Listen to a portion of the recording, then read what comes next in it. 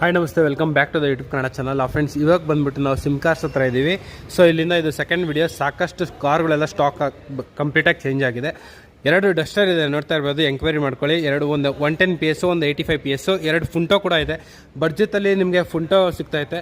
Ford classic ಇದು ಕೂಡ petrol ಗಾಡಿ ಇದೆ. ಸೊ ಡೀಸೆಲ್ ಅಲ್ಲ, ಸಾರಿ, ಪೆಟ್ರೋಲು. ಸೊ ನಿಮಗೆ ಕಡಿಮೆ ಬಡ್ಜೆಟಲ್ಲಿ ಕೂಡ ನಿಮಗೆ ಇವರಲ್ಲಿ ಕಾರ್ಸ್ ಎಲ್ಲ ಸಿಗುತ್ತೆ. ಆ್ಯಂಡ್ 3 ಶೊಲೆಟ್ ಬೀಟ್ ಇದೆ, ಸಾರಿ ಫಿಯಟ್ ಅಲ್ಲ, 2 ಡೀಸೆಲ್, 1 ಪೆಟ್ರೋಲ್ ಇದೆ.